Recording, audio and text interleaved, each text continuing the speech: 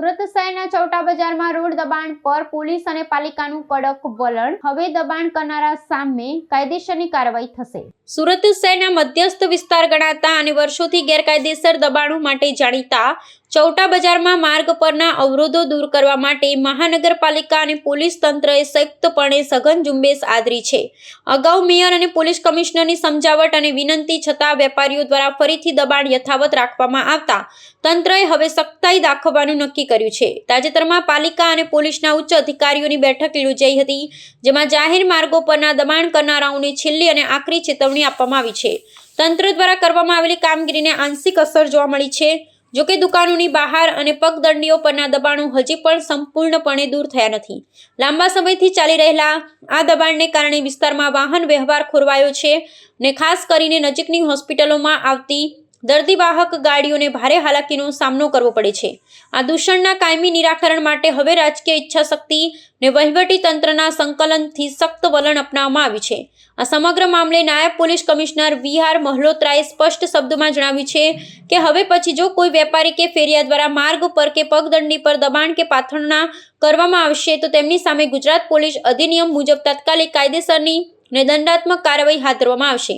આ ચેતવણીની અવગણના કરનાર સામે માત્ર દંડ નહીં પણ દુકાન સીલ કરવા સુધીના આકરા પગલાં લેવાની તંત્રની તૈયારી છે।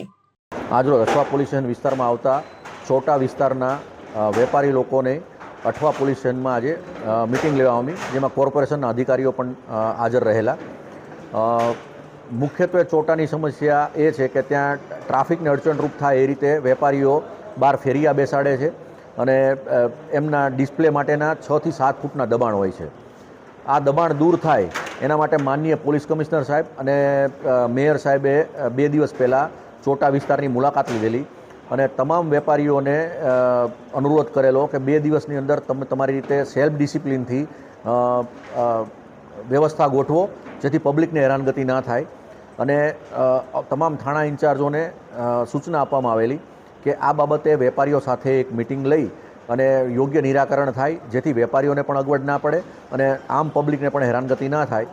એના માટે એક મિટિંગનું આયોજન કરવા માટે માનનીય પોલીસ કમિશનર શ્રી દ્વારા સૂચન કરવામાં આવેલું, જેના ભાગરૂપે આજે મિટિંગ રાખવામાં આવેલી અને વેપારીઓ સ્વેચ્છાએ સહમત થયા છે કે અમે અમારી રીતે આમ પબ્લિકને હેરાનગતિ ના થાય એ રીતે અમારો વેપાર ધંધો કરીશું। અને એમની બીજી રજૂઆતો એવી હતી કે એક વેપારી 7-8 ફૂટનું રાખે છે, જેથી અમારી દુકાનનું દેખાતું નથી, તો અમારે પણ 7-8 ફૂટનું દબાણ રાખવું પડે છે। એટલે આજે અમે 3 વાગ્યાથી કોર્પોરેશન અધિકારીઓ સાથે સ્થળ વિઝિટ કરીશું અને આમાં જે વચલો રસ્તો થાય કે આમ પબ્લિકને પણ હેરાનગતિ ના થાય અને વેપારીઓને પણ એમનો ધંધો રોજગાર મળી રહે એવા વ્યવહારુ અભિગમ દાખવી અને અમે વચલો રસ્તો કાઢવા માટેનો પ્રયત્ન કરીશું।